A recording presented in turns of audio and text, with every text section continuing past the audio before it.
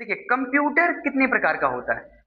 तो कुछ बच्चों को एक कंफ्यूजन सा बना रहता है कि कंप्यूटर कितने प्रकार के होते हैं, 3 प्रकार के होते हैं कि 4 प्रकार के होते हैं। तो कुछ बच्चे बताते भी है कि कंप्यूटर 3 प्रकार का होता है, तो कंप्यूटर 4 प्रकार के होते हैं।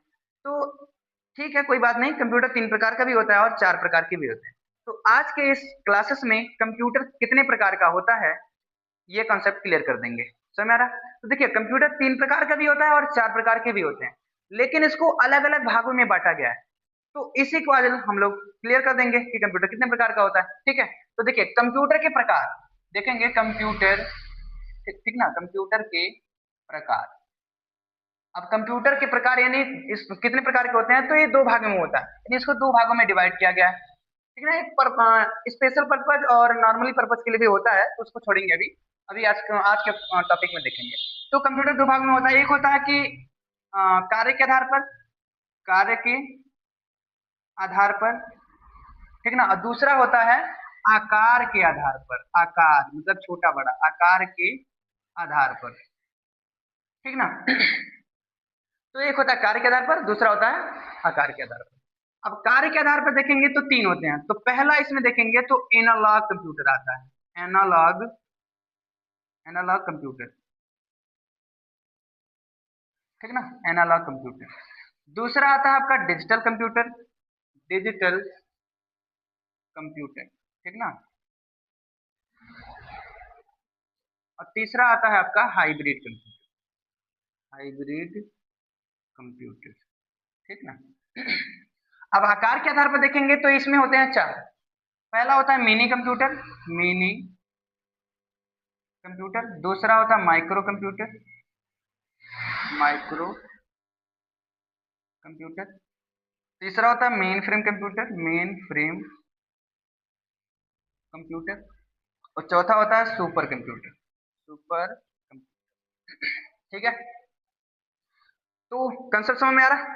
कंप्यूटर कितने प्रकार के होते हैं, तो 3 होते हैं, अभी 4 भी होते हैं, लेकिन इसको 2 भाग में बांटा गया है। कार्य के आधार पर 3 होते हैं और आकार के आधार पर 4 होते हैं, ठीक है। तो अब आते हैं पहले एनालॉग कंप्यूटर क्या होता है वो समझते हैं।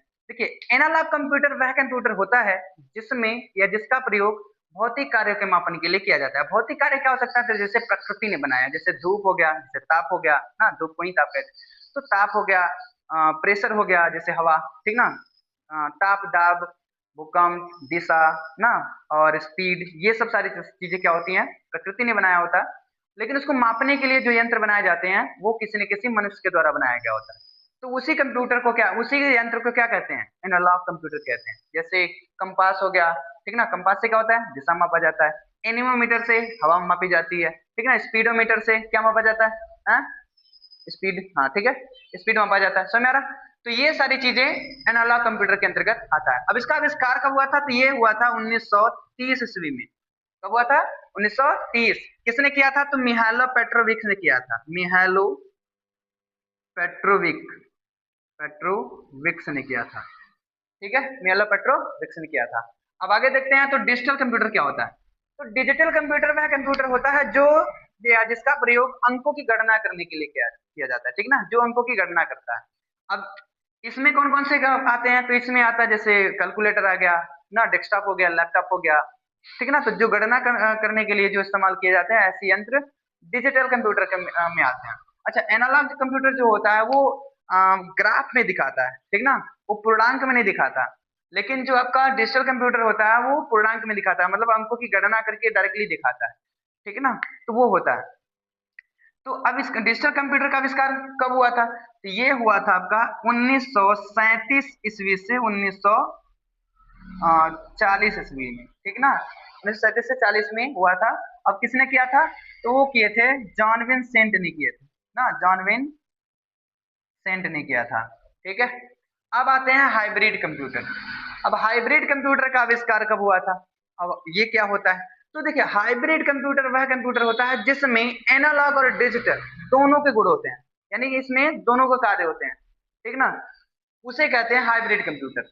अब हाइब्रिड कंप्यूटर में कौन कौन से कंप्यूटर, मतलब कंप्यूटर की जो मशीनें होती हैं वो कौन कौन सा आता है, तो जैसे इसे इजीसी, सॉरी ईसीजी मशीन हो गया ना, इलेक्ट्रोकार्डियोग्राफी, ईसीजी मशीन हो गया, आपका अल्ट्रासाउंड मशीन हो गया, सीटी स्कैन हो गया, एमआरआई हो गया, ऐसे बड़ी चीजें जो होती हैं जो बड़े लेवल का होता है, जो ज्यादातर डॉक्टरी में इस्तेमाल किया जाता है, ठीक ना, हॉस्पिटल में इस्तेमाल किया जाता है, तो वो किस में आता है, हाइब्रिड कंप्यूटर में आता है। वो कब हुआ था, तो ये हुआ था आपका 1961 में, ठीक ना, 1961 जब महान क्रांति हुई थी कंप्यूटर में, तब उस समय बना था, ठीक ना। तो 1961 ईस्वी ईस्वी में हुआ था, और किसने किया था, तो पैकार्ड वेल ने किया था, ठीक ना, पैकार्ड पैकार्ड वेल, ठीक है।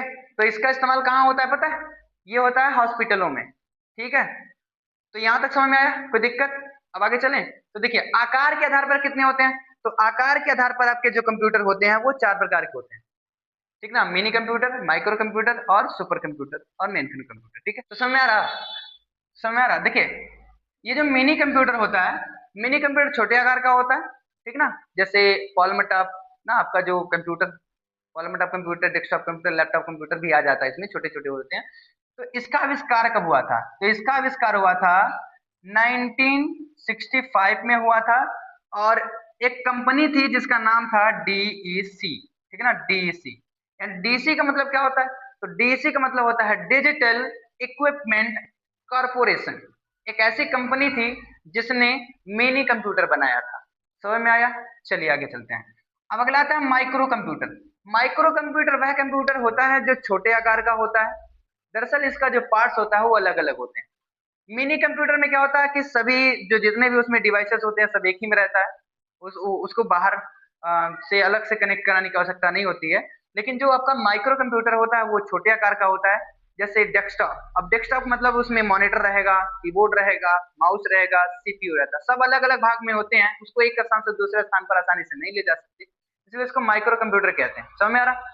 और ये जो मिनी कंप्यूटर होता है वो छोटे आकार का होता है, उसे कहीं से भी आसानी से लिया जा सकता है। इसका इस्तेमाल देखो, जो मिनी कंप्यूटर होता है उसका इस्तेमाल बिजनेस पर्पज के लिए किया जाता है, जैसे जो बिजनेसमैन होते हैं ज्यादातर लैपटॉप का इस्तेमाल करते हैं। अब उसको कहीं पे भी लेके जाकर के अपना प्रोजेक्ट दिखा सकते हैं, समझ में आ रहा ना। तो अब यहाँ पे देखो बीच में जो वीडियो देखते होंगे, मैं आप लोग को स्पेस से बता रहा हूँ कि ऐसे ऐसे वीडियो में आपको ऐसे अपने चैनल पे डालते रहते हैं, तो उसको लाइक भी करते रहिए और सब्सक्राइब भी कर लीजिएगा, ऐसे ही नया नया वीडियो आपको हम डालते रहेंगे और आप पढ़ते रहिएगा, ठीक ना। तो समझ आ रहा, तो इसका इस्तेमाल बिजनेस पर्पज के लिए होता है, नहीं बिजनेसमैन इस्तेमाल करता है, और ये एजुकेशन पर्पज के लिए होता है जो माइक्रो होता है, क्योंकि उसे एक जगह पे रख करके चलाया जाता है, समझ आ रहा ना। अब देखते हैं कि ये जो माइक्रो कंप्यूटर का आविष्कार हुआ था, तो ये 1970 के दशक में हुआ था। कब हुआ था, 1970 के दशक में हुआ था, समझ आ रहा। अब इसको कौन बनाता है, तो इसको बनाता है आईबीएम। आईबीएम, ठीक ना, आईबीएम एक कंपनी थी, और जो 360 उसका एक वर्जन था उस समय बना था, ठीक ना। तो 1970 में आईबीएम 360 के नाम से बनाया गया था। अब आगे चलते हैं, अगला आता है मेन फ्रेम कंप्यूटर।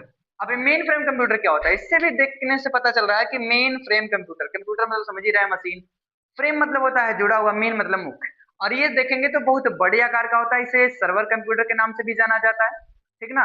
और इस मेन फ्रेम कंप्यूटर बड़े आकार, जैसे कि एक घर के इतना बड़ा होता है, ज्यादा भी हो सकता है, ठीक ना, ज्यादा बड़ा भी हो सकता है, जैसा स्पेशल यूज होता है उसी हिसाब से इसको बनाए जाते हैं, लेकिन बहुत बड़े आकार का होता है, लगभग इसका करोड़ों में गिनतियां होती हैं। मतलब इसमें देखेंगे तो ये मल्टीटास्क कंप्यूटर होता है, इसमें लगभग लगभग हजारों सैकड़ों यूजर एक साथ काम कर सकते हैं, इसमें हजारों सैकड़ों से ज्यादा प्रोसेसर भी लगाए गए होते हैं। ये क्या होता है कि एक ही बार में लाखों डाटा प्रोसेस करते हैं एक ही पर, जैसे कि आपका सुपर कंप्यूटर और मेन फ्रेम कंप्यूटर जो होता है वो पैरेलल डेटा को यूज करता है, सिक्वेंसली नहीं। सिक्वेंसली मतलब क्रमानुसार एक होगा तब अगला होगा, लेकिन ऐसा इसमें नहीं है। जैसे मान लो सपोज दैट एक घर है, अब उस घर को पेंटिंग करनी है, एक बंदे को बना बोल दिया जाएगा जाओ बेटा पेंट करो, तुमको 400 रुपए 500 रुपए जो भी दिहाड़ी रहेगा उसको दिया जाएगा। तो क्या करेगा, पहले एक बार एक साइड का करेगा, एक साइड का दीवार करेगा ना, फिर दूसरे की साइड भी दीवार का वो करेगा, तीसरे की साइड ऐसे ऐसे पूरा एक एक करके करेगा ना, कि एक एक ब्रश उधर मारेगा एक ब्रश इधर मारेगा, वो बकलोल हो जाएगा ना। और बकलोल मतलब क्या है, मतलब उधर एक को ब्रश मार के इधर मार के क्या मतलब है, कुछ नहीं, समझ नहीं आ रहा। तो ऐसे अब लेकिन इसमें क्या है, अगर उसी जो कमरे को पेंट करने के लिए चार लोगों को लगा दिया जाए तो काम भी जल्दी होगा, समझ नहीं आ रहा, काम भी जल्दी होगी और जल्दी कर भी लेगा उसमें, काम भी जल्दी होगा और ढेर सारा समय बच जाएगा। तो सुपर कंप्यूटर भी वैसे ही काम करता है, समझ, पैरेलल मतलब एक बंदा उधर एक बंदा इधर एक बंदा इधर एक बंदा उधर, चारों दीवार चारों साइड से एक ही बार में पेंटिंग शुरू हो गई, तो ये समझ लो ये होता है डाटा। तो अब देखो मेन फ्रेम कंप्यूटर को बनाने वाला कौन था? तो देखो मेन फ्रेम कंप्यूटर सबसे पहले हार्वर्ड एकेन ने किया था 1930 ईस्वी से 40 ईस्वी के लगभग, 1930 में या 1940 के लगभग हुआ था। हार्वर्ड एकेन ने किया था, ठीक ना, हार्वर्ड हार्वर्ड एकेन, ठीक ना, एकेन, हार्वर्ड एकेन ने मेन फ्रेम कंप्यूटर को बनाया था, ठीक ना, 1930 ईस्वी में। उसके बाद जो मेन फ्रेम कंप्यूटर आया, उसके बाद 1940 के लगभग, 1940 के लगभग, 1940 से 50 के लगभग में ये जॉन मंचली और जेपी एकर्ट ने बनाया था, जो कि एनिएक कंप्यूटर के नाम से जाना जाता था, ठीक है। और ये बहुत बड़े आकार का होता है और इसका इस्तेमाल जैसे कि एयरलाइंस ना, गूगल, ठीक है, ऐसी बड़ी बड़ी संस्थाओं में इसका इस्तेमाल होता है। इसे सर्वर कंप्यूटर के नाम से भी जानते हैं, ठीक है, मेन फ्रेम कंप्यूटर। अब आते हैं सुपर कंप्यूटर। सुपर कंप्यूटर बहुत विशाल कंप्यूटर होता है और बहुत स्पेशल पर्पज के लिए इस्तेमाल किए जाते हैं, ठीक ना। और ये करोड़ों में इसका क्या होता है, कीमत होती है। अब इसका इस्तेमाल ज्यादातर ज्यादातर क्या गवर्नमेंट एडमिनिस्ट्रेशन के लिए किया जाता है, जैसे इसरो, नासा। तो इसरो हमारे देश का है, जैसे इंडियन स्पेस रिसर्च ऑर्गेनाइजेशन। तो इसका इस्तेमाल क्या होता है, तो इसका इस्तेमाल जैसे कि भविष्य के लिए होता है, जैसे कि मानसून पता करना, ठीक ना, कुछ नई नई चीजें सर्च करना, कुछ चीजें शोध करना, बनाना। तो ये सारी चीजें इससे होता है, क्योंकि बहुत बड़े आकार का होता है और इसका जो कार्य क्षमता भी होती है वो सबसे बहुत ज्यादा होता है, ठीक ना। तो देखो सुपर कंप्यूटर का आविष्कार कब हुआ था? तो सुपर कंप्यूटर सबसे पहले दुनिया का, अगर पूछते हैं, दुनिया का सबसे पहला सुपर कंप्यूटर का नाम था सीडीसी, ठीक है ना, सीडीसी, सीडीसी 6600। ये दुनिया का सबसे पहला सुपर कंप्यूटर बना था, ठीक है ना। तो ये किसने बनाया था? तो ये बनाए थे क्रेवन ने, ठीक है ना, सेमूर, सेमूर ने बनाया था, सेमूर। अब ठीक है ना, सेमूर ने बनाया था। अब कब बनाया था? तो 1964 ईस्वी में, ठीक ना, 1964 ईस्वी में सेमूर क्रे ने सीडीसी 6600 का नाम दिया था इस सुपर कंप्यूटर, जो दुनिया का सुपर कंप्यूटर था पहला। और ये फ्लॉप हो गया था, चला नहीं, ठीक ना, ये चला नहीं। तो उसके बाद इसको 19, ठीक ना, 1990 नहीं, 1975 में बना था, ठीक ना, 1975 में सेमूर क्रे ने फिर से सेमूर क्रे ने ही बनाया और क्रे वन नाम दिया इसका, ठीक ना, क्रे वन, ठीक है, क्रे वन। जो सुपर कंप्यूटर, पहला सुपर दुनिया का सुपर कंप्यूटर था, उसका नाम था सीडीसी 6600। किसने बनाया था? तो सेमूर ने बनाया था। लेकिन वो फ्लॉप होने के कारण सीडीसी सीडीसी के बाद क्या बना 1975 ईस्वी में, 1975, ठीक है, 1975 ईस्वी में, ये 66 1964 बना था, ये 75 में। और वो जो 66 में बना था तो सीडीसी के नाम से था, और जो 75 में बना था वो क्रे वन के नाम से बनाया गया था, ठीक है ना, समझ में आ रहा? चलिए, तो अब आगे चलते हैं। तो अब हमारे भारत में क्या बना था? तो हमारे भारत में भी देखेंगे तो कंप्यूटर बना था, वो सुपर कंप्यूटर 1991 में, ठीक ना। अब वो किस नाम से बनाया गया था? तो परम नाम से बनाया गया था, परम 8000, याद रखिएगा, परम 8000 के नाम से बना था, ठीक ना। अब वो किसने बनाया था? तो ये भी आपको बता देते हैं। तो ये बनाया थे विजय भाटकर ने। किसने बनाया था? विजय भाटकर, विजय भाटकर। किसने बनाया था? विजय भाटकर,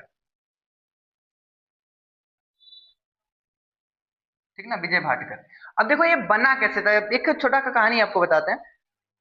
जब 1991 के पहले, जब हमारे भारत में किसी भी प्रकार का वो सुपर कंप्यूटर नहीं था, तो सुपर कंप्यूटर हमारे देश के जो उस समय राजीव गांधी का सरकार थी, शायद कंफर्म नहीं है, लेकिन हाँ थे वो। तो उस समय हमारी जो राजीव गांधी थे, हमारी नहीं, हमारे हमारे राजीव गांधी थे, वो उन्होंने अमेरिका गए थे। अब राजीव गांधी ही थे, कोई और था ये कंफर्म नहीं है, तो देख लीजिएगा, शायद राजीव गांधी ही थे।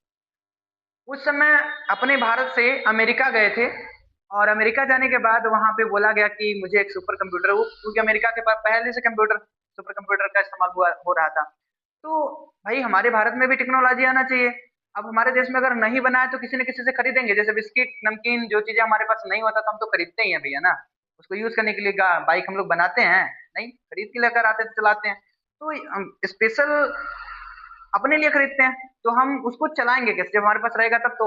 उस समय तो अमेरिका में वो लोग वो गए, तो बोले कि मुझे कंप्यूटर दे दीजिए, सुपर कंप्यूटर मुझे दे दीजिए, तो उन्होंने वो इनकार कर दिया, नहीं दिया। तो जब नहीं दिए तो वो लोग निराश होकर, देखो मांगने थोड़ी गए थे, पैसे दे करके लेते ना, लेकिन वो लोग दिए नहीं। वो लोग नहीं दिए तो फिर वापस आया गया। तो जब आया गया वापस, तो यहाँ पे संगठन बैठे कि क्यों ना हम लोग बना क्यों नहीं लेते हैं। जब वो लोग, जब कोई हमें देने को तैयार ही नहीं है तो हम क्यों ना बनाए। समझ मेरा। तो उस समय क्या हुआ कि एक सीडीसी कंपनी का आविष्कार किया गया, यानी क्या किया गया, बनाया, सीडीसी कंपनी का स्थापना किया गया। इधर तो अपना लिख लीजिएगा, ठीक है। तब सी डैक, सॉरी सीडीसी नहीं, सी डैक, ठीक ना। सी डैक कंपनी की स्थापना किया गया, ठीक है ना, सी डैक कंपनी का स्थापना किया गया। और यही C DAC company super computer बनाई थी। और कौन सा कंप्यूटर बनाई थी, तो 1991 में परम सिद्धि या 8000 के नाम से बनाया गया था। किसने बनाया था, विजय भाटकर ने, और सीडीसी कंपनी में बनाया था। अब सीडीसी कंपनी मतलब क्या है कि central development advance and computer, ठीक है, इसका फुल फॉर्म है।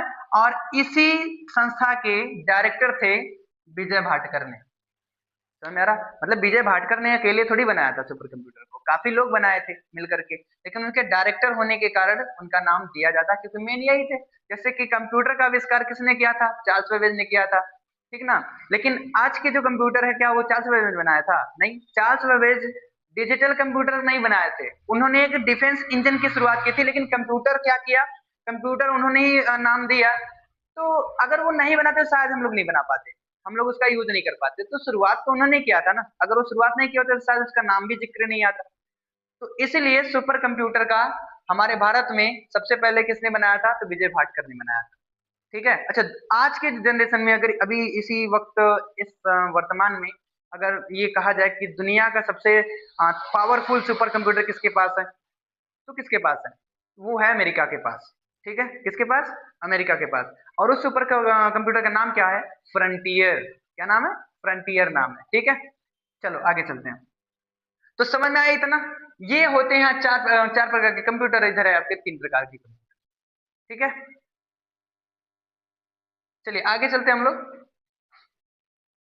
आई होप वीडियो अच्छा लगा हो तो लाइक करिएगा, शेयर करिएगा, और दोस्तों में भी शेयर करो ताकि उन लोग को भी ये सारी चीजें पता हो, ठीक है। Well done.